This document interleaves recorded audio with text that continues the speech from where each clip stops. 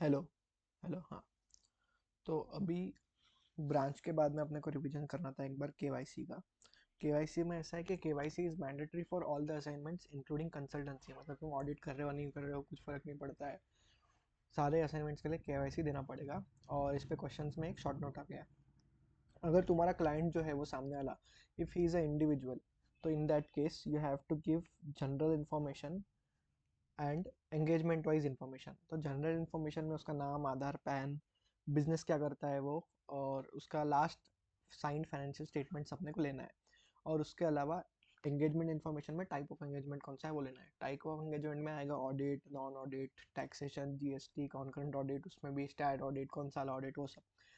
फिर अगर क्लाइंट अपना जो है वो कॉर्पोरेट एंटिटी है, अगर वो कॉर्पोरेट एंटिटी है तो उसमें in addition to the client information which we ask from individual, individual से जो इन्फॉर्मेशन लेते हैं उस इन्फॉर्मेशन को तो लेना ही है कॉर्पोरेट में, बट उसके अलावा in addition we have to take address of that company या फिर corporate entity, name of its parent अगर वो किसी का सब्सिडरी रहेगा तो ही। उसके बाद में उसका CIN, company information, company identification number, CIN, directors का नाम, डायरेक्टर्स का एड्रेस और डायरेक्टर्स का आइडेंटिफिकेशन नंबर, मतलब डिम, दिन दिन। फिर उसके बाद में ये हो गया कॉर्पोरेट का। अगर वो नॉन कॉर्पोरेट है, नॉन कॉर्पोरेट मतलब क्या, वो कोई एनपीओ है या ऐसा कुछ है, नॉन प्रॉफिट वगैरह कुछ जो भी, ट्रस्ट है, 10 AA वाला जो भी है, तो उस केस में अपने को इंडिविजुअल के इंफॉर्मेशन के साथ में अपने को in addition to that we have to take partner के नाम, पार्टनर का एड्रेस, पार्टनर का पैन, आधार और डिन, क्योंकि पार्टनर्स के लिए भी डिन नंबर होता है। उसके बाद में शेड्यूल्स टू द एक्ट है। शेड्यूल्स टू द एक्ट में एक्चुअल में सीए एक्ट के अंदर दो शेड्यूल्स होते हैं। दो शेड्यूल्स में फर्स्ट शेड्यूल, सेकंड शेड्यूल होता है। फर्स्ट शेड्यूल थोड़ा मॉडरेट क्राइम्स के लिए होता है, अपन इनफॉर्मल में भी बोल सकते हैं। और सेकंड शेड्यूल इज फॉर थोड़े हार्श वाले क्राइम्स के लिए। तो फर्स्ट शेड्यूल के अंदर 4 पार्ट है, सेकंड शेड्यूल में 3 पार्ट है। फर्स्ट शेड्यूल में first part is CA in practice को लगता है। सेकंड शेड्यूल में भी फर्स्ट पार्ट है, वो सीए इन प्रैक्टिस को लगता है। फर्स्ट शेड्यूल में second part CA in service को लगता है। सेकंड शेड्यूल में सीए इन सर्विस के लिए कोई पार्ट है ही नहीं। और उसके बाद में फर्स्ट शेड्यूल में थर्ड और फोर्थ पार्ट सारे सीएस को लगता है इन जनरल। और सेकंड शेड्यूल में सेकंड और थर्ड पार्ट, क्योंकि सीए इन प्रैक्टिस है नहीं ना, तो सेकंड और थर्ड पार्ट जो है यहाँ पे वो ऑल सीएस को लगता है इन जनरल में। उसके बाद में नंबर ऑफ क्लॉजेस भी यहाँ पे है स्क्रीन पे, वो भी है, अपने को इसको क्लॉजेस तो याद करनी ही है। और उसके बाद में नेक्स्ट टॉपिक है अपना टाइप ऑफ मिसकंडक्ट। तो दो टाइप के मिसकंडक्ट रहते हैं, एक अदर मिसकंडक्ट, एक प्रोफेशनल मिसकंडक्ट। तो प्रोफेशनल मिसकंडक्ट जो है वो अपने को दिए है फर्स्ट शेड्यूल के पार्ट 1, पार्ट 2 और पार्ट 3 में, एंड सेकंड शेड्यूल के पार्ट 1 और पार्ट 2 में। मीन्स इसका मतलब ये हो गया कि जो बच्चे अभी फर्स्ट शेड्यूल में अपना पार्ट 4 बच गया और सेकंड शेड्यूल में पार्ट 3 बच गया, तो ये दोनों बच गए, तो ये दोनों के इसमें अपने को अदर मिसकंडक्ट दिए वाले हैं। ये होता है डिफरेंस प्रोफेशनल मिसकंडक्ट और अदर मिसकंडक्ट में। तो यही लैंग्वेज सेम चीज़ मॉड्यूल में दी हुई है और सेम लाइन से दी हुई है कि प्रोफेशनल मिसकंडक्ट मतलब वो मिसकंडक्ट जो पार्ट 1, पार्ट 2, पार्ट 3 में आते हैं फर्स्ट शेड्यूल के, एंड पार्ट 1 एंड पार्ट 2 में, ऐसे लैंग्वेज में उन्होंने पूरा एक्सप्लेन किया है। और मॉड्यूल का एक लाइन है, वो एक बार बता देता हूँ मैं।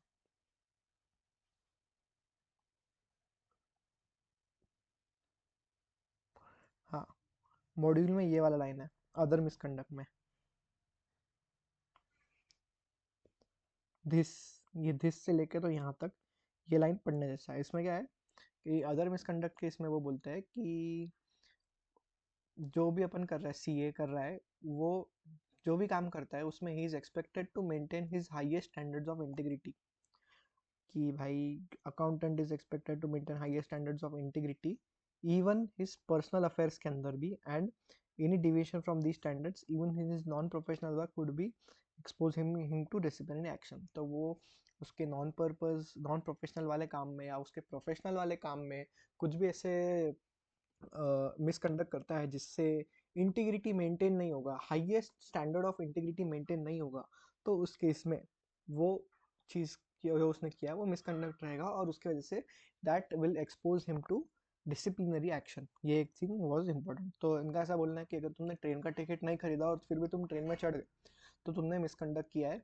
दो वो नॉन प्रोफेशनल वर्क के रिगार्डिंग कुछ काम है या उसका पर्सनल अफेयर है वो ट्रेन का टिकट लेना ही लेना, फिर भी फर्क नहीं पड़ता है, तुम कुछ भी करते हो तो डिसिप्लिन लगेगा, कुछ भी छोटा मोटा क्राइम भी करते हो तो भी। फिर उसके बाद में नेक्स्ट थिंग इज शेड्यूल्स अपन ने देख लिया, शेड्यूल का समरी भी अपन ने देख लिया। फिर अपन फर्स्ट शेड्यूल शुरू कर देते हैं।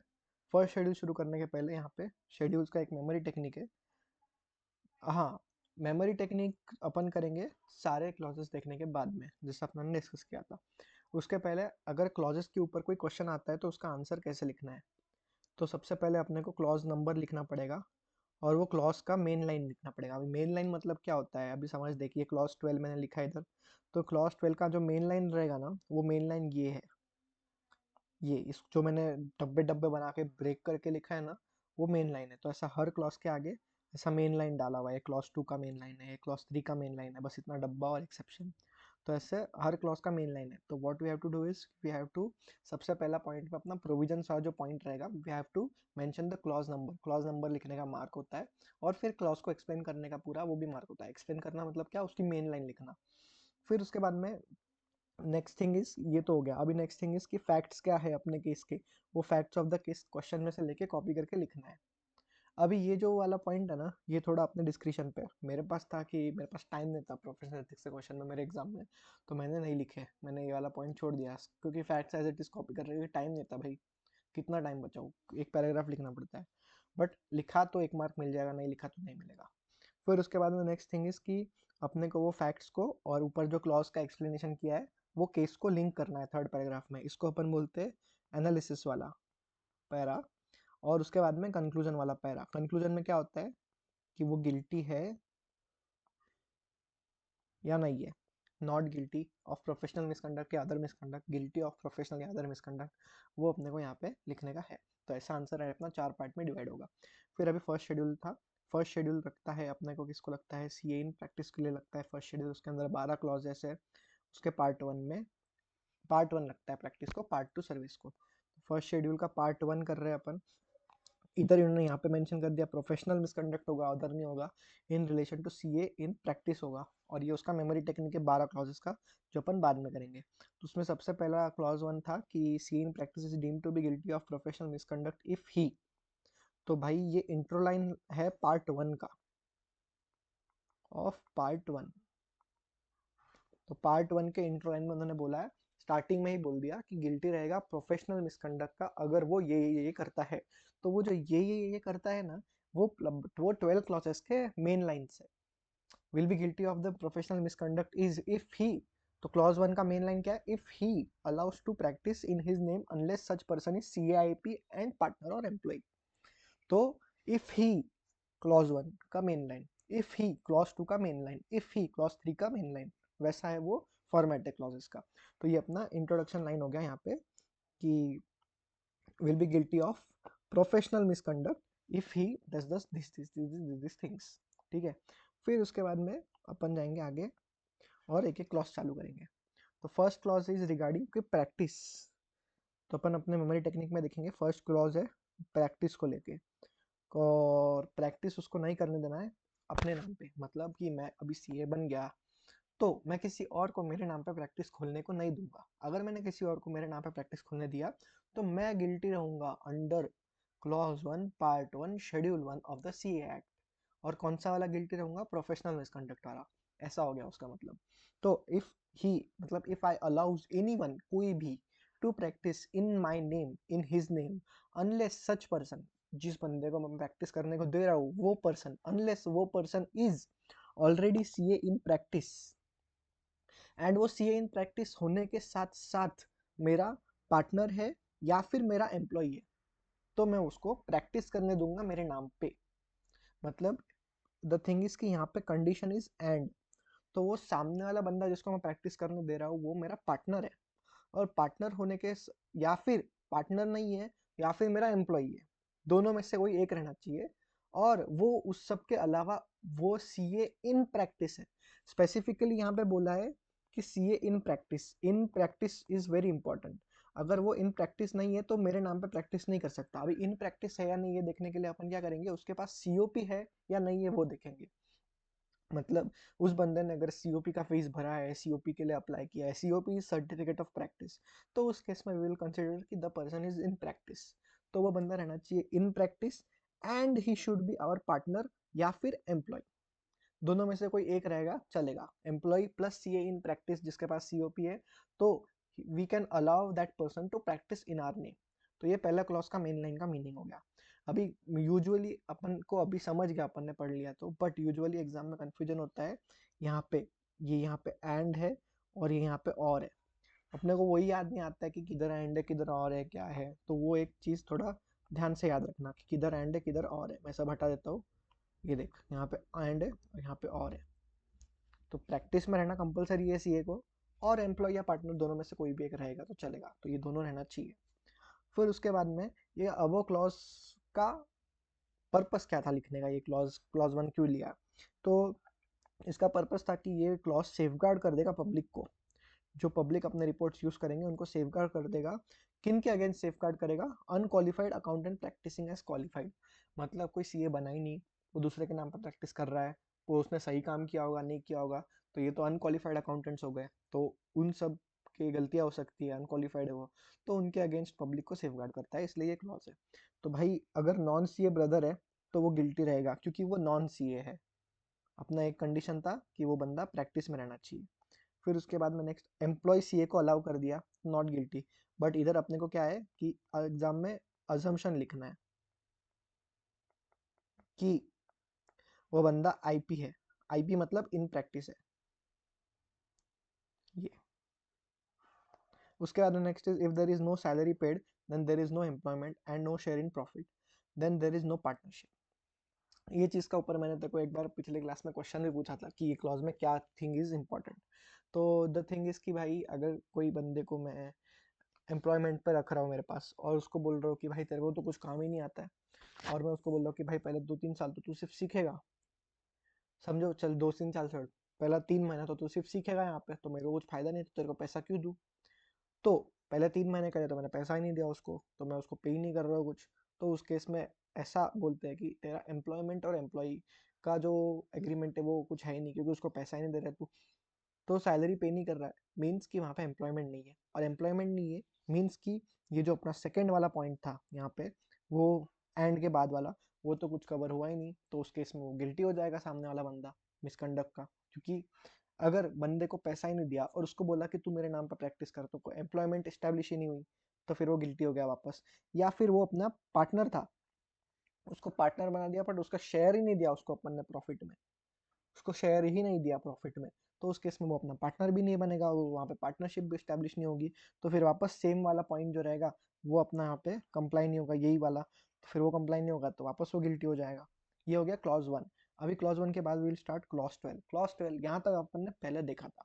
क्लॉज 12 में अभी नेक्स्ट थिंग इज की हाईलाइटर बना देते हैं बढ़िया वाला।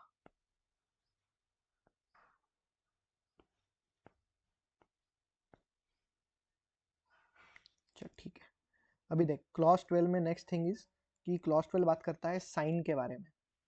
अपन ने देखा था clause 1 is practice, clause 12 is sine नहीं, क्लॉज 1 इज प्रैक्टिस नहीं करने देने का किसी को। क्लॉज 12 जो है लास्ट वाला है, वो मैंने ऊपर यहाँ पे इसलिए लिखा है क्योंकि इट इज ऑल्सो सेम, वो बोलता है साइन नहीं करने देने का किसी को अपने नाम पे, तो साइन इन हिज नेम को उन्होंने ये करके रखा है। तो अभी क्लॉज का लैंग्वेज क्या रहेगा इधर कि C in practice is deemed to be guilty of professional misconduct if he क्या करेगा वो, इफ ही अलाउज, किसी को भी अलाउ कर दिया, और किसको अलाउ किया? Person who is not in practice और a person who is not partner to sign. भाई कंफ्यूजिंग है देख, एकदम शांति से पढ़ना पड़ेगा, इसलिए मैंने ब्रेक करके दिया यहाँ पे। तो उसमें इनका क्या बोलना है कि person who is not in practice और who is not a partner, और यहाँ पे और है नॉट एंड, इधर एंड नहीं है, तो उस केस में भाई अगर मैं तेरे को पहला क्वेश्चन बोलूँ कि तूने सीए इन प्रैक्टिस को साइन करने दिया तो चलेगा क्या? यस चलेगा, ठीक है। दूसरा क्वेश्चन, अगर मैं सीए इन प्रैक्टिस को साइन नहीं करने दे रहा हूँ, इधर दूसरे केस में अपन बोल रहे हैं कि मैंने पार्टनर को साइन करने दे दिया, तो चलेगा क्या? तो चलेगा, ठीक है। और next thing is very important जो मैंने हाईलाइट नहीं की यहाँ पे, और वो क्लिक हो जानी चाहिए पढ़ते से ही, कि जो अपन ने पार्टनर की बात कर रहे हैं ना, वो पार्टनर सीए होना चाहिए। नॉन सीए पार्टनर रहेगा तो अपना गलती वो साइन नहीं कर सकता है। तो बोलने का मीनिंग ऐसा है कि दो ही लोग साइन कर सकते हैं, एक सीए इन प्रैक्टिस साइन कर सकता है, वेदर और नॉट वो सीए इन प्रैक्टिस करने वाला जो बंदा है वो अपना पार्टनर है या नहीं है फर्क नहीं पड़ता, वो पहला बंदा सीए इन प्रैक्टिस, कौन सा भी सीए इन प्रैक्टिस रहने दो, जो भी सीए के पास सीओपी है वो सीओ इन प्रैक्टिस रहेगा, वो साइन कर सकता है अपने नाम पे। और इस चीज़ के ऊपर एक स्टैंडर्ड भी है कि मतलब अपने को चैप्टर 2-3 में कहीं तो एक स्टैंडर्ड आएगा कि relying on the work of other other auditor. तो अदर ऑडिटर के वर्क पे रिलाई कर रहा है, मतलब यहाँ पे वो स्टैंडर्ड का यूज करेगा जो बंदा अपने बिहाफ पे साइन करने वाला है। समझ मेरा, मैंने ऑडिट रिपोर्ट, मैंने कंपनी का ऑडिट लिया, मैंने ऑडिट कर दिया, सब कर लिया, सिर्फ साइन करने के पहले मेरे को थोड़ा सा बाहर जाने का था तो मैं भाग गया बाहर। मेरे को मुंबई जाने का था, मैं मुंबई चला गया और आज ही साइन करने का था। तो मैंने मेरे दूसरे सीए फ्रेंड को, फॉर एग्जांपल मैंने मेरे पापा को बोल दिया कि पापा आप साइन कर लो मेरे बिहाफ पे। तो और हम पार्टनर भी नहीं थे, चल छोड़ पापा भी पार्टनर निकल जाएंगे, कोई तो तीसरा कोई तो सीए था भाई, सीए एबीसी था, उसको बोला कि भाई तू मेरे बिहाफ पे साइन कर। तो वो जो सीए एबी से रहेगा ना, he will have to apply account, एक ऑडिटिंग स्टैंडर्ड उसको अप्लाई करना पड़ेगा और उस ऑडिटिंग स्टैंडर्ड का नाम रहेगा relying on the work of other auditor. यहाँ के केस में अदर ऑडिटर मैं हूँ, रिलाई मेरे काम पे वो बंदा कर रहा है, वो एबीसी सीए। वो एबीसी सीए मेरे काम पे रिलाई क्यों कर रहा है? क्योंकि भाई ऑडिट मैंने किया और साइन वो कर रहा है, मतलब रिस्पॉन्सिबिलिटी वो ले रहा है, तो he is relying on my work. तो ये स्टैंडर्ड था अपना, relying on the work of auditor. तो ये स्टैंडर्ड का रेफरेंस मैंने इधर 2 मिनट इसलिए दिया क्योंकि उससे अपने को ये क्लॉज याद रहेगा। तो उसमें अपने को थिंग इज कि अपन अलाउ कर सकते हैं कोई भी सीए इन प्रैक्टिस को अपने बिहाफ पे साइन करने के लिए। ये तो हो गया पहला केस। अभी दूसरा केस, दूसरे केस में क्या है कि CA who is not a partner, जो बंदा अपना पार्टनर नहीं है और वो सीए है। फिर से बोलता हूँ, नहीं समझेगा। CA who is not a partner can not sign, मतलब अगर कोई बंदा सीए है और अपना पार्टनर है तो अपन उसको बोल सकते हैं कि भाई तू मेरे बिहाफ पे साइन कर दे। वो अगर सीए है और अपना पार्टनर नहीं है तो नहीं बोल सकते। वो अपना पार्टनर है बट सीए नहीं है, वो अपना पार्टनर है बट सीए नहीं है, तो भी अपन उसको नहीं बोल सकते। अच्छा, एक क्वेश्चन बनता है, एक मस्त क्वेश्चन बनना कि भाई कोई बंदा इज अ पार्टनर, तो कैन ही साइन?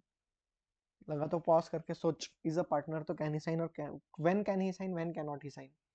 तो अगर वो सीए है तो वो साइन कर सकता है। अब मेरे को बोल next question, is a CA, तो कब वो साइन कर सकता है, कब नहीं कर सकता है? ये भी थोड़ा सा दिमाग वाला काम है। अभी एक एक पॉइंट इज की has COP, sign, does not have COP, तो वो नहीं कर सकता साइन। अब उसमें और एक question, is a CA and partner, तो can sign, but is a CA but not partner. तो यहाँ पे केस में वी हैव टू चेक, क्या चेक करेंगे अपन कि भाई ये बंदा केस 1 में फॉलो हो सकता है क्या? केस 1 क्या था अपना, ये केस 1 में फॉलो हो सकता है, मतलब वी हैव टू चेक कि वो जो बंदा है वो CA, he is not a partner, ठीक है, बट अगर उसके पास खुद का एक दूसरा फर्म है और उधर वो उसके पास सीओपी है तो वो कर सकता है ना, क्योंकि अपना केस 1 क्या था कि वो सीए आईपी रहा तो ही कैन साइन। ठीक है, तो ये अपना जो लास्ट वाला पॉइंट मैंने बताया, यही थोड़ा सा एक चैलेंजिंग पॉइंट था कि यहाँ पे अपने को सोचना पड़ेगा कि भाई उन्होंने बोल दिया कि अगर वो अपना पार्टनर नहीं है, तो we have to next thing you have to check उसके पास सीओपी है क्या। अगर सीओपी है तो साइन कर सकता है, सीओपी नहीं है तो नहीं कर सकता। ठीक है, ये हो गया अपना थोड़ा क्लैरिटी उस क्लॉज के लाइंस के ऊपर, क्योंकि यहाँ पे बहुत बार कंफ्यूज होता है, मैं खुद भी कंफ्यूज हुआ था, मेरे साथ पढ़ने वाले भी कंफ्यूज हुए थे। तो ये थिंग थोड़ा अच्छा है। फिर उसके बाद में अपन ने क्या करने को दिया, उसको साइन करने को दिया, ये तो अपने को पता है। अभी साइन किया अपने भी हाफ पे या फर्म पे भी हाफ पे, दोनों भी चलेगा। और किस चीज़ पे साइन किया? Any balance sheet, profit and loss account, financial statement या कोई भी रिपोर्ट के ऊपर अगर साइन करने दिया तो वो गिल्टी रहेगा। किसको साइन करने देना है?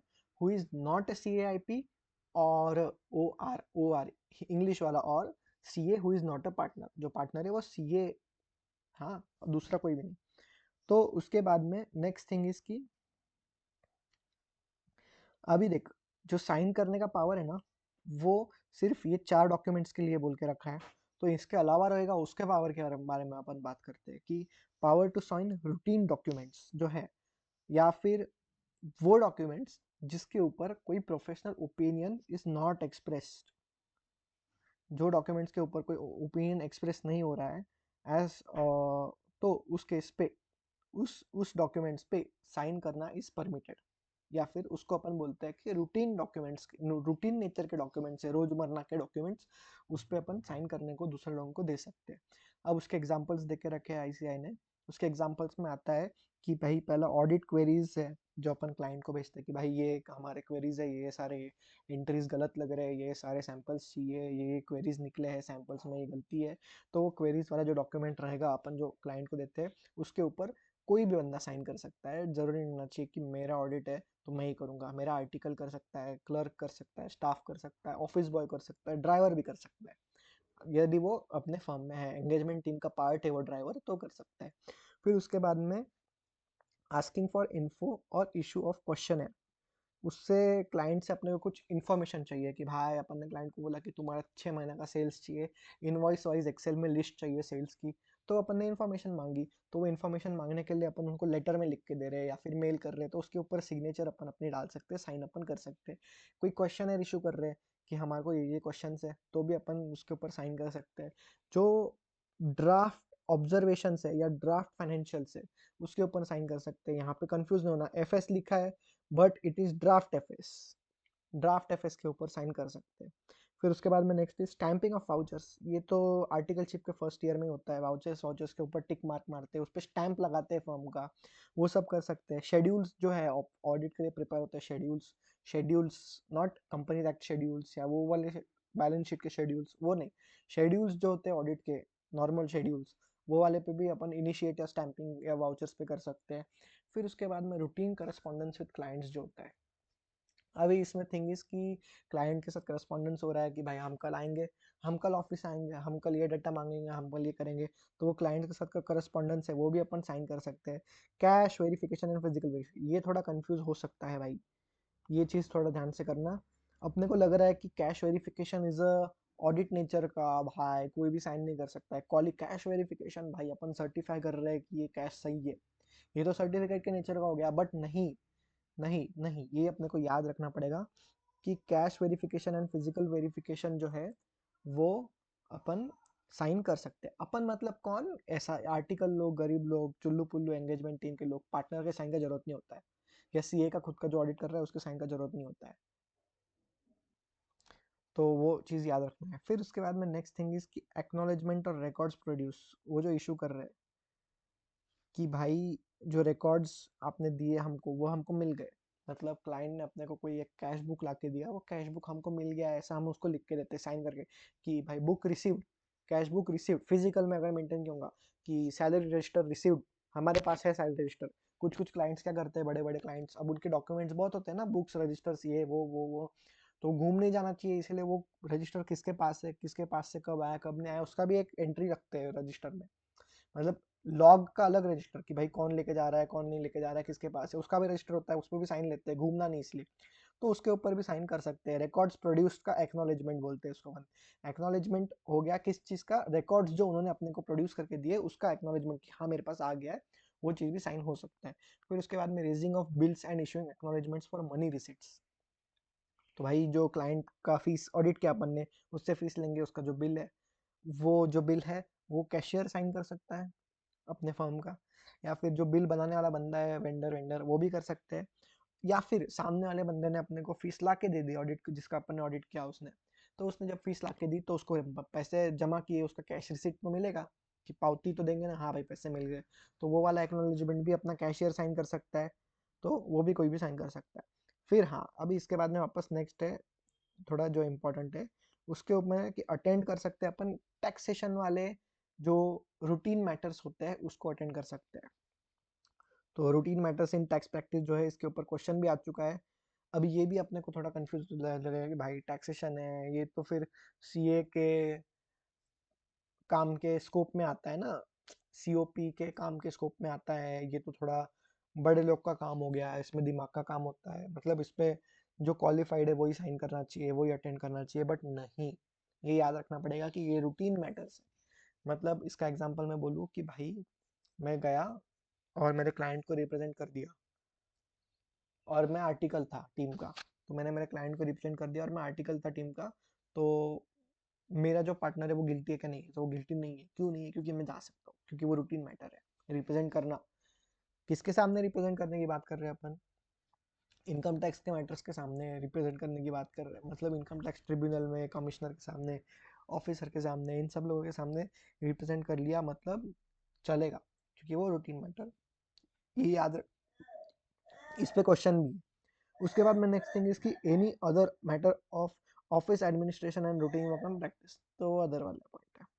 ठीक है, फिर उसके बाद में नेक्स्ट थिंग इसकी भाई कोई सर्टिफिकेट है, उसको साइन कर दिया या इश्यू कर दिया, it is not a routine work and can not be delegated. Certificate है भाई, सर्टिफाई करके दे रहे हैं अपन किसी को, नेटवर्थ सर्टिफिकेट देखा होगा तूने, या फिर जो भी स्टॉक सर्टिफिकेट देखा होगा, तो उस केस में अपन उसको ये नहीं कर सकते अपन। बट अब इसमें ट्विस्ट की बात बोलूँ क्या, फिजिकल वेरिफिकेशन जो था और कैश वेरिफिकेशन जो था, ये रहा कैश वेरिफिकेशन और ये रहा फिजिकल वेरिफिकेशन, तो ये दो चीज़ें अपन कर सकते हैं। बट इसके अभी जो दूसरे अलावा ये है, वो जो सर्टिफिकेट्स है इसके अलावा, it is not a routine work and it can not be delegated.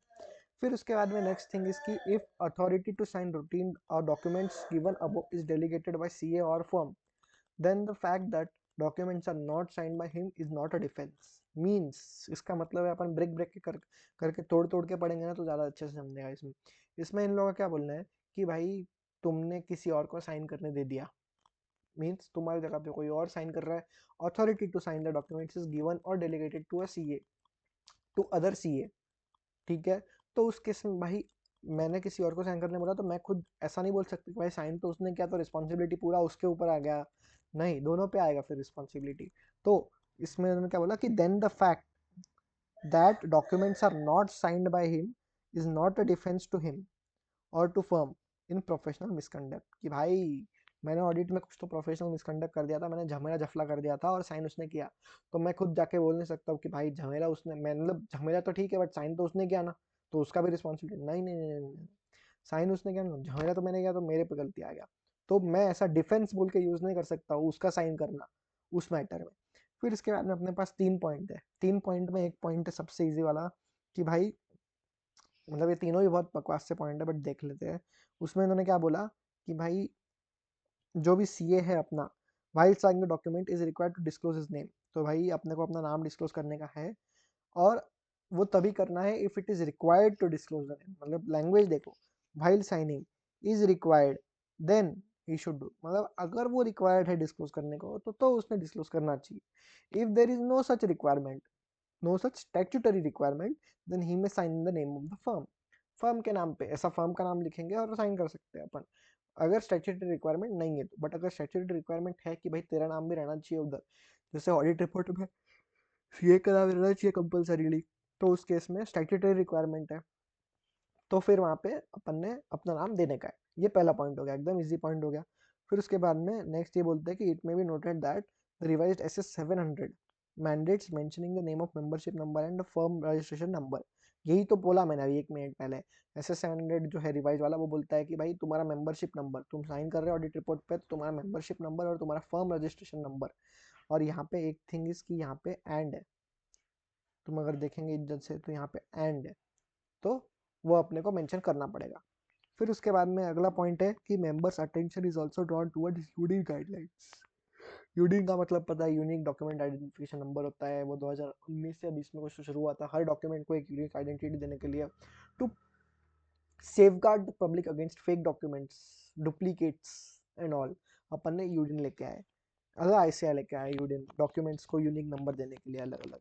अब इसके बाद में नेक्स्ट इज कि भाई साहब अभी देख, यहाँ पे मैंने इतना एक्सप्लेन किया था ये कि सी ए आई पी वगैरह 2 केसेस बनाए थे, उन्होंने क्वेश्चन क्या पूछ लिया कि कौन साइन कर सकता है कौन नहीं कर सकता है, तो भाई पहला क्वेश्चन में कि भाई जो स्टाफ है वो एम्प्लॉय है वो साइन नहीं कर सकता, एकदम सीधा सीधा क्वेश्चन है, स्टाफ और एम्प्लॉय साइन नहीं कर सकता, एम्प्लॉय कर सकता है क्या साइन? ठीक है, अब मेरे को एक क्वेश्चन बोल एकदम क्लैरिटी के लिए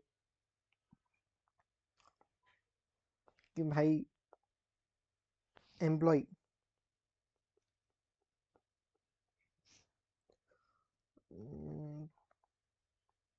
practice clause 1 sign, clause 12 CA है, प्रैक्टिस कर सकता है क्या अपने नाम पे, साइन कर सकता है क्या अपने नाम पे, नॉट सी, इधर पार्टनर, CA IP ऐसा लिख।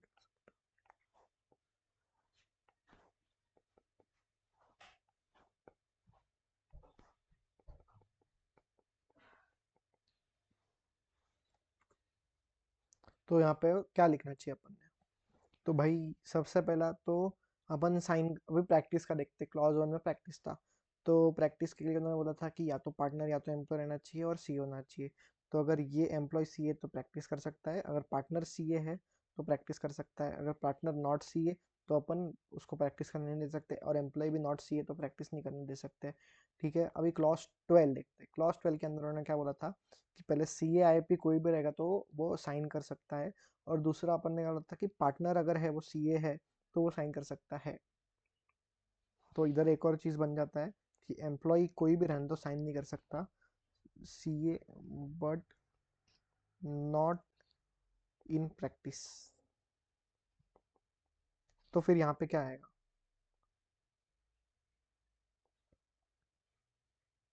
ये क्वेश्चन है, थोड़ा सोच, 2 मिनट पॉज करके सोच और फिर आगे बढ़। तो अगर सीए है बट वो प्रैक्टिस नहीं कर रहा है बट वो पार्टनर है तो वो साइन कर सकता है अपना। और सी ए आई पी जो है वो कोई भी रहने दो, वेदर और not partner, he can sign. ठीक है, ये एक पॉइंट हो गया यहाँ पे क्लोज। फिर उसके बाद में अपन आगे बढ़ सकते हैं। इस क्लॉज में लगा तो स्क्रीनशॉट ले ले या फिर लिख के रख दे कहीं भी। अपन आगे बढ़ेंगे यहाँ पे। अभी क्वेश्चन अगला, अभी आईसीआई का एक क्वेश्चन है अगला। वो क्वेश्चन के अंदर क्या बोला कि साइन कर दिया स्टाफ ने on all the documents and included FSS guilty. Guilty, अरे ये क्वेश्चन का लिखने का मतलब ऐसा है कि इन लोगों ने क्या किया, आईसीआई वालों ने क्वेश्चन में क्या लिखा, इधर सारे डॉक्यूमेंट, रूटीन डॉक्यूमेंट्स लिखे, मतलब ऐसा लिखा cash memo, BRS, receipts, physical verification, ऐसा छोटे में इधर लिख दिया FS। फिर वहाँ पे लिखना एक्नॉलेजमेंट, फिर उन्होंने लिखा उधर जो भी ऐसा 10-15 लिख दिए। बट इधर ऐसा एकदम बारीक में कहीं तो बीच में लिख दिया था FS, इसलिए उसका आंसर आ गया था गिल्टी। गिल्टी हो गया था उसका आंसर। तो गिल्टी हो गया उसका आंसर, क्यों? क्योंकि किसी बंदे को अपन ने दूसरे बंदे को साइन करने दे दिया और वो बंदा अपना ये था।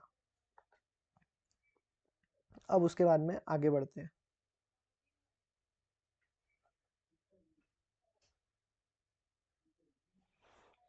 तो आगे इसमें क्लॉज 2 अपना ये आता है कि भाई अटेंड कर लिया आप क्लॉज 2 के पहले कि अपन ने रिप्रेजेंट कर दिया।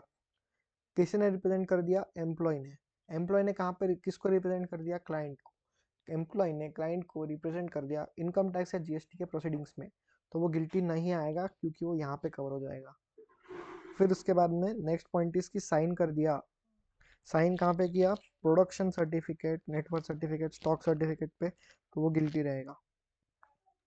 तो अब इसमें द थिंग इज कि वो गिल्टी इसीलिए है क्योंकि यहाँ पे वर्ड सर्टिफिकेट यूज हुआ है, और अपन ने यहाँ पे पढ़ लिया था कि भाई सर्टिफिकेट वर्ड अगर यूज किया है तो वो रूटीन डॉक्यूमेंट नहीं है, और इसीलिए he can it can not be delegated and he is guilty. ऐसा पॉइंट है वो। फिर उसके बाद में नेक्स्ट थिंग इज कि भाई अब क्लॉज 2 आएगा अपना।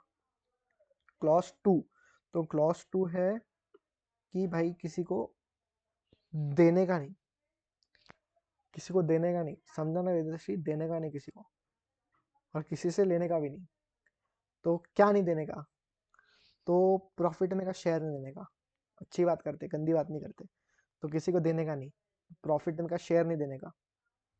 तो मेन लाइन तो बहुत लंबा चौड़ा लिखा है। मेन लाइन कैसे आएगा अपना कि CA in practice, clause one clause 2 कर रहे हैं अपन, कहाँ का? पार्ट 1 शेड्यूल 1 का। तो सीए इन प्रैक्टिस रहेगा, it he will be deemed to be guilty of professional misconduct. तो प्रोफेशनल मिसकंडक्ट का गिल्टी रहेगा, क्यों? If he pays, agrees to pay, directly indirectly, मतलब तू अगर किसी को डायरेक्टली भी देती है और तू अगर किसी को इनडायरेक्टली भी देती है ना, तो भी तू गिल्टी है। गलती तो तेरी ही है क्योंकि तूने दिया, तो डायरेक्टली दिया इनडायरेक्टली दिया, या फिर दूंगी ऐसा भी बोला तो भी गलत है, दूंगी बोल के फेक होप्स नहीं देने के। तो तो pays agrees to pays directly और इनडायरेक्टली क्या देने का, शेयर दिया, कमीशन दिया या ब्रोकरेज दिया, ये तीन वर्ड यूज किए उन्होंने, share commission brokerage, SCB, share commission brokerage. अभी किसमें का शेयर, किसमें का कमीशन, कहाँ का ब्रोकरेज, कौन सा परसेंटेज, तो वो जो है ना वो अपने फीस का या अपने बिजनेस के, बिजनेस नहीं, अपने प्रैक्टिस के प्रॉफिट्स का, अपने प्रैक्टिस के प्रॉफिट्स का फीस का या शेयर दिया। अभी वो जो अपना प्रैक्टिस का प्रॉफिट्स है जो मैंने तेरे को बोला, बिजनेस का नहीं, वो कैसे समझा अपने को, क्योंकि यहाँ पे इन्होंने बोला प्रोफेशनल बिजनेस बोला है, तो अपन ने अपने प्रोफेशनल बिजनेस का फीस या फिर प्रॉफिट अगर दिया किसी को डायरेक्टली इनडायरेक्टली या एग्री किया पे करने के लिए किसी को भी, तो फिर उस केस में अपन गिल्टी है, तो गिल्टी है। अब उसके अंदर भी एक्सेप्शंस है, मतलब किस किस कुछ लोग हैं ऐसे जिनको तो दे सकती है, तो किसको दे सकती है, to anyone other than, मतलब तो गिल्टी रहेगी अगर तूने दिया तो, किसी को भी दिया तो गिल्टी रहेगी, बट इधर अदर देन लिख दिया, मतलब कुछ कुछ लोगों को तो दे सकती है, किसको, तू सीए को दे सकती है, तू पार्टनर को दे सकती है, जो तेरा पार्टनर रहेगा तो उसको तो देगी ना भाई, तो तू पार्टनर को दे सकती है, सीए को दे सकती है, या फिर अब वो पार्टनर में कौन कौन रहेगा, उसके अंदर रिटायर्ड पार्टनर भी आता है, उसके अंदर लीगल रिप्रेजेंटेटिव ऑफ डिसीज भी आता है, मतलब कोई मर गया समझो तो उसका जो लीगल रिप्रेजेंटेटिव रहेगा, तो उनका डिसीज, वो लीगल रिप्रेजेंटेटिव का जो डिसीज रहेगा, मतलब कोई मर गया उसका लीगल रिप्रेजेंटेटिव, उसको दिया तो भी चलेगा, कोई बंदा तेरे फर्म से रिटायर हो गया तो उसको दिया तो भी चलेगा। और उसके बाद में ये बोलते हैं कि member of professional body having prescribed qualification. अरे भाई इतना बड़ा लिखा है, मेंबर मेंबर प्रिस्क्राइब बॉडी, ये सब पढ़ने से अच्छा मैं तेरे को बोलता हूँ 53A वाला जो अपना रेगुलेशन है, वो रेगुलेशन के अंदर जो जो लोगों का नाम लिखा है वो लोगों को तो दे सकती है, उनको दे सकती है। अब देना किसके लिए, for providing professional services in और आउटसाइड इंडिया। ओके, समझा गया तेरे को कि तूने पैसा दिया, क्या पैसा दिया, शेयर कमीशन ब्रोकरेज दिया, किसमें का दिया शेयर कमीशन, प्रॉफिट या फीस में का ऑफ प्रोफेशनल बिजनेस, किसको दिया, किसी को भी दिया अदर देन सीए पार्टनर या 53A, और क्यों दिया, for providing professional services in और आउटसाइड इंडिया, मतलब उन्होंने तेरे को प्रोफेशनल सर्विस प्रोवाइड कर दी होगी और तूने उसको तेरे इसमें का शेयर दिया, in outside, in India outside India दोनों भी चलेगा, तो उस केस में तेरा गलती है। तो अभी रेगुलेशन 53 में ए में किसके किसके नाम लिखे हैं वो देख लेते हैं। तो अपने साइड वाले लोग जो होते हैं सीए के बाजू में तीन लोग बैठ सकते हैं, सीएस, सीएमए और एक्चुरी। एक एक्चुरीज का भी इंस्टीट्यूट होता है, एक्चुरियल साइंस का इंस्टीट्यूट होता है, वैसे ही जैसे सीए का सीएमए का है, तो ये तीन लोग तो अपने साइड वाले हो गए, और एक चौथा आदमी अपने साइड का हो गया, वो एडवोकेट हो गया। एडवोकेट लोगों के लिए बार काउंसिल होता है, और मिलता जुलता नाम है लॉ भी, तो ये तो अपने साइड वाले हो गए, लॉ तो सब्जेक्ट है अपने लिए। ठीक है, अब सीए करने के बाद में लोग क्या करते हैं, एमबीए करते हैं, तो एमबीए भी यहाँ पे आ गया। और फिर बच्चे कौन, पहले आर्किटेक्चर जो होता था ना वो कॉमर्स से भी होता था, बट अब कॉमर्स से हटा दिया तो ये पराये लोग हो गए, तो आर्किटेक्चर भी हो गया उसमें। इंजीनियरिंग और बीटेक तो बचा, इंजीनियरिंग बीटेक के अलावा और कुछ बचा ही नहीं फिर, तो कौन कौन हो गए, CS, CMA, actuary, advocate, law, MBA, engineering और बीटेक, ये सारे लोग हो गए 53A में। वापस बोलता हूँ, CS, CMA, actuaries, law, advocate, MBA, engineering, BTech और आर्किटेक्ट। आर्किटेक्ट को मत भूलना, आर्किटेक्ट पराया है अपना नहीं, क्योंकि पहले कॉमर्स से करते थे अब साइंस में चले गए, वो साइंस करना पड़ता है आर्किटेक्चर के लिए अब। तो ये लोग हो गए रेगुलेशन 53A के। अब उसके बाद में और आगे बढ़ते हैं कि भाई अब इसमें और अपने पास पॉइंट्स है। तो भाई अगर डिपॉजिट कर दिया परसेंटेज ऑफ ऑडिट फीस, किसने डिपॉजिट किया, मतलब ऑडिटर ने डिपॉजिट किया, ठीक है, और कौन से किसके फीस का परसेंटेज, वो फीस जो अपने को मिली है कोऑपरेटिव सोसाइटीज के पास से, मतलब अपन ने कोई कोऑपरेटिव सोसाइटी का ऑडिट किया, उससे कोई फी मिली है, वो फीस का कोई एक प्रपोर्शनेट परसेंटेज अपन ने स्टेट गवर्नमेंट के ट्रेजरी में डिपॉजिट कर दिया, वो होता है एडमिन एक्सपेंस और अदर एक्सपेंस, कोई ट्रैवलिंग का एक्सपेंस, ये एक्सपेंस वो एक्सपेंसेस के लिए, तो उस केस में वो फीस का परसेंटेज डिपॉजिट करना अपने को गिल्टी नहीं बोलेगा, अपन ने तो एक्चुअल में पैसा दे दिया ना, ऑडिट फीस का एक परसेंटेज दिया, अपन ने क्या किया, शेयर दे दिया ना इधर परसेंटेज पे अपने ऑडिट फीस का, कौन से कोऑपरेटिव सोसाइटी के, इसको दिया, स्टेट गवर्नमेंट की ट्रेजरी को दे दिया, तो अपन तो गिल्टी हो गए, बट इन्होंने स्पेसिफिकली एक पॉइंट बोल दिया कि नहीं, तुमने अगर स्टेट गवर्नमेंट को दिया है कोऑपरेटिव सोसाइटीज एक्ट के ऑडिट के फीस का percentage for purpose of recovering the admin and other expenses, मतलब स्टेट गवर्नमेंट ने जो अपने नाम पे खर्चा किया होगा, भाई ऑडिटर्स आए, ऑडिटर्स को खाना खिलाओ, उन्होंने पैसा भर दिया, फिर अपन उनको वापस दे देंगे वो पैसे, बट जब बाद में ऑडिट का फीस अपने को कोऑपरेटिव सोसाइटी मिलेगा तो अपन वो उनको पैसा वापस दे देंगे कि भाई तुमने हमारा खाने का खर्चा किया था, ये लो हमारे पैसे, तो वो देंगे। तो उस केस में वो परसेंटेज फिक्स जो होता है ना, वो परसेंटेज पे होता है, तो वो देना is not making us guilty of any professional misconduct. Then the next point is कि CA giving percentage of fees as office allowance. Office allowance not allowed. क्या हो गया भाई, ये ऑफिस अलाउंस जो है ना, ये तो नाम है यार, एक सिर्फ ऑफिस अलाउंस नाम बना दिया, एक टैली में हेड बोल दिया कि भाई ये ऑफिस अलाउंस में लेता हूँ तेरे को, ये ले ले। बट इन दी एंड अगर वो कोई क्लाइंट के फीस का परसेंटेज है या अपने प्रॉफिट का कोई परसेंटेज है, तो वो देना अलाउड नहीं होता है। ये तो बस तूने नॉमेनक्लेचर बदल के दिया ना यार, तूने दिया तो फीस का ही परसेंटेज, तो ऐसा नॉमेनक्लेचर बदल के देना अलाउड नहीं है। कोई ऑफिस अलाउंस नाम यूज करेगा, कोई कुछ भी नाम यूज करेगा, कोई कुछ भी नाम यूज करेगा, तो ये सब यूज करके देना अलाउड नहीं होता है। फिर उसके बाद में नेक्स्ट थिंग इज की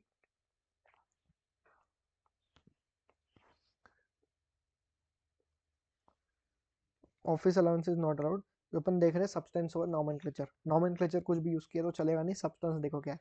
नेक्स्ट थिंग इसकी सीवी giving percentage of fees to poor article. अरे भाई बहुत गरीब आर्टिकल था भाई, पैसे की बहुत जरूरत थी, बहुत पैसे की जरूरत थी, तो फीस का एक परसेंटेज दे दिया, इस स्टोरी बनाया, इंडियन आइडल बन गए यहाँ पे, इंडियन आइडल रोना चालू कर दिया नेहा कक्कर जैसे कि भाई गरीब हूँ दे दो, नहीं चलेगा, नॉट अलाउड। अपन गिल्टी रह जाएंगे उसमें अगर अपन ने कोई आर्टिकल को दे दिया तो। फिर उसके बाद में नेक्स्ट एक चार्ट आता है अपना, फिर भी एक बार ये देखना है तो एक बार वापस पढ़ ले क्या क्या है, क्योंकि हैवी है। फिर उसके बाद में अपना चार्ट आता है, चार्ट में क्या है, शेयर ऑफ प्रॉफिट या सेल ऑफ गुडविल। मतलब अपन अगर बिजनेस बेचते हैं, बिजनेस नहीं होता पहले तो प्रोफेशनल बिजनेस होता है, प्रोफेशनल बिजनेस, प्रोफेशनल बिजनेस मतलब प्रैक्टिस, अपन ने इधर ही देखा था, प्रोफेशनल बिजनेस मतलब प्रैक्टिस। तो ये जो प्रोफेशनल बिजनेस अपन जब बेच रहे हैं, तो उस केस में जब अपने को गुडविल होता है, for example E N Y कब से प्रैक्टिस कर रहा है, उसका कितना गुडविल है, वो जब बेचेगा तो उसका गुडविल कितना निकलेगा। तो भाई इस केस में, ऐसे केस में जो अपना गुडविल बेच रहे हैं अपन, तो वो केस में या फिर शेयर ऑफ प्रॉफिट के केस में क्या क्या लगेगा क्या क्या नहीं लगेगा, वो सब चीजें अपने को देखनी है। तो इधर हियर द थिंग इज कि भाई पार्टनरशिप फर्म और प्रोप्राइटरशिप फर्म दोनों के लिए अलग अलग स्टोरी बनता है, तो मैंने उसको चार्ट में बना दिया। तो पार्टनरशिप फर्म के केस में क्या है कि legal representative of the deceased partner can continue to receive share of the firm. मतलब तुमने फर्म बेच दी बट कोई मर गया, पार्टनर मर गया, तो अब वो पार्टनर मर गया तो उसको अपने को शेयर देना पड़ेगा पैसे, तो उसका जो लीगल रिप्रेजेंटेटिव है उसको तुम, he can continue to receive share of the firm only if the deed provides. तो भाई अगर डीड में लिखा है तो ही ले सकते, अगर डीड में नहीं लिखा है तो नहीं ले सकते।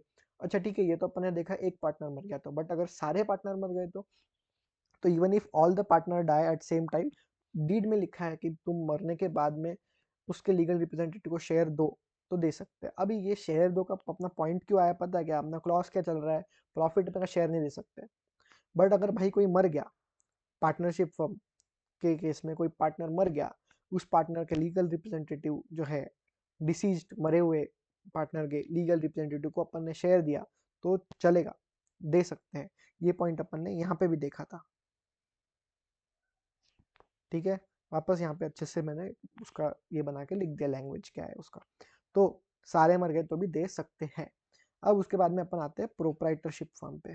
प्रोप्राइटरशिप फर्म के केस में क्या है कि there should no sharing of fees between legal representative and purchaser of goodwill on death of proprietor. Proprietary firm में क्या है, एक ही बंदा, एक बंदा मर गया, एक बंदा मर गया तो उस बंदे का जो वारिस है, मतलब जो लीगल रिप्रेजेंटेटिव है, वो बंदे के बीच में, और जो बंदा फर्म को खरीद रहा है, कंटिन्यू कर रहा है आगे उस फर्म को, उन दोनों के बीच में शेयरिंग ऑफ द फीस नहीं होना चाहिए।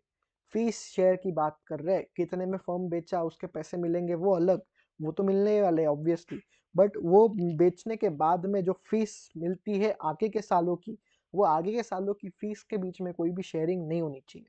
ऐसी बात कर रहे हैं ये लोग कि जो sharing of fees between representative of the deceased and purchaser of the goodwill on death of proprietor. Purchaser of the goodwill का मतलब यहाँ पे क्या आएगा, ये जो लाइन यहाँ पे लिखी है purchaser of goodwill, purchaser of goodwill का मतलब क्या है? परचेसर ऑफ गुडविल मतलब purchaser of the name of the partnership firm, sorry proprietorship firm. एक ही बंदा है ना, तो वो फर्म का नाम क्या है, समझो भाई एक ही बंदा है कोई तो भी फर्म में, एबीसी, वो एबीसी वाले फर्म का बंदे का नाम था एबीसी, वो बंदा एबीसी जिसका नाम था वो मर गया। अब वो एबीसी एंड कंपनी जो ऐसो फर्म का नाम था, वो फर्म में प्रोप्राइटर था, वो फर्म का नाम आगे लेके जाना है, अगर उसको फर्म का नाम यूज करना है तो उसके लीगल रिप्रेजेंटेटिव ने गुडविल बेच दिया। अभी यहाँ पे लैंग्वेज क्या यूज किया, purchaser of goodwill. Purchaser of goodwill का मतलब वो बंदा जो परचेस कर रहा है उस फर्म को, लैंग्वेज पे फोकस कर, परचेसर ऑफ गुडविल। इसलिए मैंने क्या कर दिया इधर, सेल ऑफ गुडविल का दूसरा meaning is selling the practice, या फिर selling the right to use the firm name. ये सब एक ही है, इसलिए मैंने उसको थोड़ा ऐसा सजा के बता दिया कि भाई ये ऐसा होता है। selling the practice is equals to selling the right to use the name of firm, या is same as selling the goodwill। ये तीन अलग अलग लैंग्वेज में आईसीआई ने उसको डिनोट किया है। तो इसमें वो बोलते हैं कि शेयर नहीं कर सकते फीस। फिर उसके बाद में अगले पॉइंट पे वो बोलते हैं कि goodwill payments may be made in instalments if sale agreement provide. भाई यहाँ पे सेल एग्रीमेंट की बात कर रहे हैं, पार्टनरशिप डीड की बात, सॉरी यहाँ पे पार्टनरशिप फर्म तो है ही नहीं, तो पार्टनरशिप डीड बनेगा ही नहीं, तो कंफ्यूज नहीं होने का। तो इधर अपन बात किसी कर रहे हैं, सेल एग्रीमेंट की बात कर रहे हैं। सेल एग्रीमेंट में अगर लिखा है कि गुडविल के जो पेमेंट्स है, गुडविल कौन सा पेमेंट, कौन सा गुडविल का पेमेंट की बात कर रहे हैं अपन, जो फर्म का नाम यूज करने का राइट है, या यही वाला सेम, तो ये यही वाला गुडविल है, इसके अगेंस्ट जो पेमेंट कर रहे हैं, मतलब फर्म बेची, फर्म का जो पैसा मिलेगा अपने को, वो पैसा मिलेगा, उसकी बात कर रहे हैं। फीस जो है बाद में जब वो सामने वाला खरीदने वाला बंदा कंटिन्यू करेगा, वो ऑडिट करेगा, उसको फीस मिलेगी, उसको जो फीस मिली वो शेयर नहीं हो सकती। लेकिन जब वो बंदा बेच रहा है, फर्म खरीद रहा है, पार्टनरशिप फर्म गुडविल पेमेंट्स कर रहा है, तो वो खरीदेगा, तो 100 करोड़ में उसने फर्म खरीदी ABC and company, 100 crore is goodwill payment. तो वो जो 100 करोड़ का पेमेंट है उसको इन्होंने बोला है गुडविल पेमेंट। वो गुडविल पेमेंट जो बनेगा उसको इंस्टॉलमेंट्स में अपन कर सकते हैं, अगर सेल के डीड में लिखा हुआ है कि इंस्टॉलमेंट में करेंगे तो ही। तो ऐसा पॉइंट था। फिर उसके बाद में प्रोप्राइटरशिप फर्म के लिए ऊपर अगले आगे के पॉइंट्स ऐसा है कि मर गया कोई, तो मरने के बाद में अगर गुडविल का ट्रांसफर होता है या सेल होता है, तो वो 1 साल ऑफ डेथ के बीच में कंप्लीट होनी चाहिए। इसके ऊपर शायद क्वेश्चन भी है, क्वेश्चन नीचे आएगा। 1 साल मर गया आज, तो मरने के 1 साल के अंदर सेल कंप्लीट होना चाहिए, और जब तक वो सेल कंप्लीट नहीं होगा तब तक उसका नाम कोई यूज नहीं करेगा। तो वो नाम, अभी देख समझ में, एबीसी बोल के फर्म है, एबीसी का बंदा था, ए बी सी एक ही बंदा था, वो ए बी और सी जो एक ही बंदा था, वो एक बंदा मर गया। अब वो एक बंदा मर गया, एबीसी एंड कंपनी उसके फर्म का नाम था। मेरे को पता चला कि एबीसी एंड कंपनी फर्म का नाम है और वो बंदा मर गया, तो मैंने एबीसी एंड कंपनी खुद का फर्म खोल लिया, तो चलेगा क्या? तो इसका आंसर इसकी नहीं चलेगा, क्योंकि जब अपन फर्म खोलते हैं तो उस केस में आईसीआई को इन्फॉर्म करना पड़ता है ना कि ये नाम से फर्म खोल रहा हूँ, वो अपने को आगे क्लॉजेस में आएगा। तो आईसीआई क्या करेगा, अपने को अलाउ नहीं करेगा। क्यों अलाउ नहीं करेगा? क्योंकि वो दो उस बंदे का डेथ हो गया है, उस बंदे के फर्म का नाम will be kept in abeyance. Kept in abeyance का मतलब उसका नाम रिमूव नहीं करेंगे। कौन नहीं करेंगे रिमूव? आईसीआई उसके रजिस्टर में से फर्म का नाम रिमूव नहीं करेगा। कब तक नहीं करेगा? 1 साल तक। और 1 साल कब से? वो मरने के 1 साल तक। तो कोई बंदा एबीसी मर गया ना, वो बंदा, तो उसके फर्म का नाम 1 साल तक आईसीआई रिजर्व रखेगा उनके पास ही, और वो डिलीट नहीं करेंगे उस नाम को, ताकि मेरे जैसे लोग उसका फायदा ना उठा सके। और उसका जो लीगल रिप्रेजेंटेटिव है उसको चाहिए तो वो 1 साल तक का टाइम है, उसके लिए बेचना पड़ेगा उसको। 1 साल तक का टाइम है, फर्म का नाम अगर उसको बेचना है तो बेच सकता है वो, क्योंकि अगर गुडविल है तो बेच सकता है, पैसा मिल रहा है। बट उसने नहीं बेचा तो आईसीआई भी 1 साल के बाद में वो फर्म का नाम उसके रजिस्टर से हटा देगा, फिर तो मैं मेरे नाम से, फिर तो मैं एबीसी नाम से मेरा खुद का फर्म खोल ही सकता हूँ, नो डाउट। तो अबेयंस में कब तक रहेगा? 1 साल तक नेम ऑफ द फर्म रहेगा अबेयंस में, और 1 साल कहाँ से? डेथ से लेके।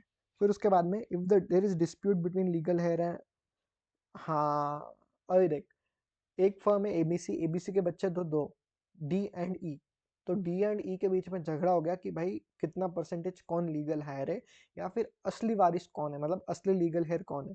तो उस केस में वहां पर अगर डिस्प्यूट हो गया तो अपने को क्या करना है, आईसीआई को इन्फॉर्म करना है with in 1 year about dispute. तो ये थोड़ा मेरे को टाइमलाइन ही वेग लगा, मतलब तुमको इन्फॉर्म करने के लिए 1 साल दिया उन्होंने डिस्प्यूट के बारे में, और वो जो डिस्प्यूट है जब तक डिस्प्यूट चलेगा तब तक आईसीआई उस फर्म का नेम को अबेंस में रखेगी, मतलब उसका name shall be kept in abeyance till the dispute is there and up to 1 year from the settlement of the dispute. मतलब डिस्प्यूट चल रहा है तब तक तो नाम नहीं हटेगा, बट डिस्प्यूट खत्म होने के बाद में 1 साल तक नाम नहीं हटेगा। तो ये पॉइंट है उसके अंदर कि name will be reserved for 1 year from the date of settlement. Settlement से लेके 1 साल तक, डिस्प्यूट का इंफॉर्मेशन देने के लिए 1 साल, फिर डिस्प्यूट चला तब तक नाम रिजर्व्ड, फिर डिस्प्यूट सेटल हुआ उस दिन से लेके 1 साल तक अपने पास नाम रिजर्व्ड है, और 1 साल में अपने को उसको बेचना पड़ेगा। सेल इज कंप्लीटेड, ठीक है। तो ये अपना वो चार्ट हो गया। अब उसके बाद में क्वेश्चन है दो। क्वेश्चन में क्या है कि भाई वो मरा 2020 को, 15 सितंबर 2020 को, वाइफ ने बेचा 38 सितंबर 2021 में, 21 में बेचा, तो यहाँ पे मोर देन 1 ईयर हो गया। तो फिर हाँ अभी देख इन्होंने यहाँ पे क्वेश्चन में लैंग्वेज क्या की, right to use the name firm name, तो उस केस में मोर देन 1 ईयर लैप्स हो गया तो शी कैन नॉट सेल। फिर उसके बाद में agreement with digital marketer to give him 8%। अब मेरे को एक बात बोल, 53A जो था अपना CA में, एक्चुअली लॉ एडवोकेट, MBA करते CA के बाद, इंजीनियरिंग बीटेक आर्किटेक्ट, इसमें कहीं पे डिजिटल वाला अपन ने जो देखा अभी डिजिटल मार्केटर वो है क्या, नहीं है, तो उसको अगर 8% दे रहे तो इसलिए we will be guilty on each service procured through him. मतलब ये फीस है। अभी ये लाइन जो है मैंने अभी हाईलाइट की, each service procured through him, ये लिखने का मतलब है कि सर्विस प्रोक्योर थ्रू हिम की है, मतलब अपने को उसके थ्रू क्लाइंट्स मिले, उसके थ्रू क्लाइंट्स मिले और वो क्लाइंट्स के फीस का अपन परसेंटेज दे रहे हैं, तो अपन गिल्टी है। तो ये हो गया क्लॉज 2। एक बार आई वुड से कि क्लॉज 2 पढ़ ले अच्छे से, स्क्रीनशॉट ले ले या जो भी, ये क्लॉज 2 और ये क्लॉज 2 का चार्ट और ये दो क्वेश्चन। उसके बाद में क्लॉज 3 चालू करते हैं। क्लॉज 2 में तूने दे दिया, अब दे दिया, अब तेरी बारी लेने की, तो क्लॉज 2 है ना देने का, देने का नहीं, ऐसा क्लॉज 2 में बोला है।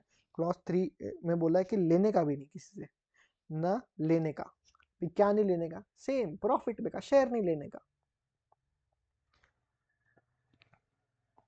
तो प्रॉफिट में का शेयर एक्सेप्ट करने का नहीं, लेने का नहीं, कुछ नहीं करने का। तो यहाँ पे द थिंग इज कि भाई कोई बंदा है, अभी इधर का वापस मेन लाइन पढ़ते हैं अपन।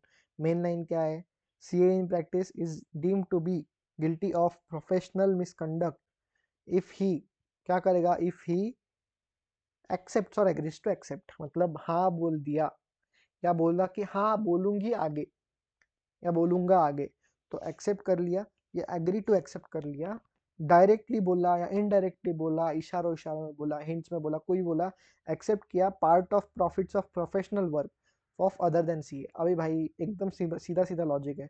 अदर देन सीए लिखने का मतलब क्या है यहाँ पे, क्योंकि देख जब अपन दे रहे थे तो यहाँ पे उन्होंने एनीवन अदर देन सीए का लिखा, मतलब अपन सीए को दे सकते हैं, तो उस केस में इसका मतलब ये भी हुआ ना कि,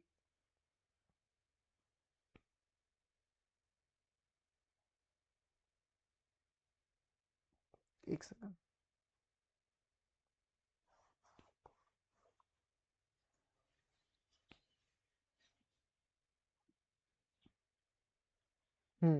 तो यहाँ पे अपन जब देने की बात कर रहे थे तो सीए भी था, तो लेने की बात कर रहे हैं मतलब सीए को दे सकते हैं, तो उन्होंने एक क्लॉज आगे के क्लॉज में अदर देन सीए डाल दिया, इसका मतलब सीए ले भी सकता है, वो अलाउ कर दिया लेने के लिए। तो ऊपर दे रहे थे तो अदर देन सीए ले सकता है, और यहाँ पे एक्सेप्शन क्या है, एक्सेप्शन सेम 53A है, मतलब ये जो लोग हैं 53A के, इन लोग से भी ले सकते हैं। तो क्लॉज नंबर 2 में बोल दिया कि ये लोग को दे सकते हैं, क्लॉज नंबर 3 में बोल दिया कि 53 वाले ए लोग जो है उन लोग से अपन ले भी सकते हैं, ठीक है। और दूसरा एक्सेप्शन है इसकी, accepting client referral fees from CA in practice. इसका मतलब क्या है कि जब दूसरे सीए इन प्रैक्टिस होते हैं ना, वो सीए इन प्रैक्टिस अपने को क्लाइंट रेफर करते हैं, तो वो उन्होंने क्लाइंट रेफर किया तो अपन उन सीए इन प्रैक्टिस को क्लाइंट रेफरल फीस देंगे। तो now think from there angle, वो लोग पैसा एक्सेप्ट कर रहे हैं अपने से एज अ परसेंटेज या जो भी part, as a part of the profit, और वो लोग पैसा एक्सेप्ट कर रहे हैं क्यों, कौन से चीज का पैसा, क्लाइंट रेफरल फीस के नाम का पैसा जो अपन उनको पे कर रहे हैं, क्योंकि वो अपने को क्लाइंट ला के दे रहा है। They are referring the client our name and the client is coming to us for their work. तो उस केस में we have to pay the other chartered accountant some fees because they have referred our name. तो उसको client referral fees बोलेंगे। तो वो सामने वाला chartered accountant he can accept such client referral fees if he CA in practice. हाँ, यहाँ पे सीए इन आईपी बोला है, ठीक है। अब उसके बाद में एक और थिंग मैंने हाईलाइट की है, 53A के अंदर रजिस्टर्ड वैल्यूअर कहीं नहीं लिखा, तो he is not an exception. तो क्वेश्चन में अगर बोला कि सीए इन रजिस्टर्ड वैल्यूअर को परसेंटेज दिया या रजिस्टर्ड वैल्यूअर से परसेंटेज लिया, तो वो वहां पे अपन दे नहीं सकते, वो गिल्टी रहेगा। इस पे 2 क्वेश्चन है और उसके बाद अपना क्लॉज नंबर 3 भी खत्म हो जाएगा, फिर 4 लेंगे। 3 के अंदर क्या है, इसमें क्वेश्चन में क्या है कि सीए इन प्रैक्टिस था एक, और एक एडवोकेट था, और वो लोगों ने डिसाइड किया कि वो एक दूसरे के काम के हेल्प करेंगे। तो ए ने क्या किया, बी को टैक्स लिटिगेशन वाले मैटर्स के क्लाइंट रेफर कर दिए, और बी ने क्या किया, ए को फाइनेंशियल मैटर्स वाले क्लाइंट में कंसल्टेंसी ये कर दिया। तो उस केस में उन्होंने एक दूसरे को क्लाइंट दे दिए, एक दूसरे के जो इसके पास लॉ के क्लाइंट थे इधर के, फाइनेंस क्लाइंट इधर आ गए, और उसके बाद में उन्होंने स्टार्ट कर दिया शेयरिंग पार्ट ऑफ फीस। तो उस केस में वो गिल्टी है या नहीं है, यहाँ पे वो गिल्टी है ऑफ क्लॉज 2 एंड 3। अब इसके बाद में आगे बढ़ते हैं। तो यहाँ पे अपना क्लॉज नंबर 3 खत्म हो गया, इसके बाद में क्लॉज 4 करेंगे।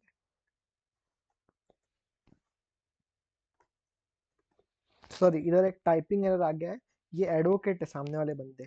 तो एडवोकेट तो 53A के अंदर कवर होते हैं, तो ये 53A में अगर कवर हो रहे हैं तो फिर उनके साथ में शेयर करना फीस वीस और ये सब लेना देना ये सब अलाउड रहेगा। तो इस केस में ये जो एडवोकेट यहाँ पे बोला है, बार काउंसिल वाले एडवोकेट है, तो ये यहाँ पे गिल्टी नहीं रहेंगे, वो टाइपिंग मिस्टेक हो गया, यहाँ पे आएगा नॉट गिल्टी। तो ये नॉट गिल्टी आएगा, तो ये एक मैं नोट कर लूंगा, चेंज कर दूंगा, और ये याद रखना है नॉट गिल्टी आएगा। अब इसके बाद में आगे बढ़ते हैं अपन क्लॉज 4 के लिए,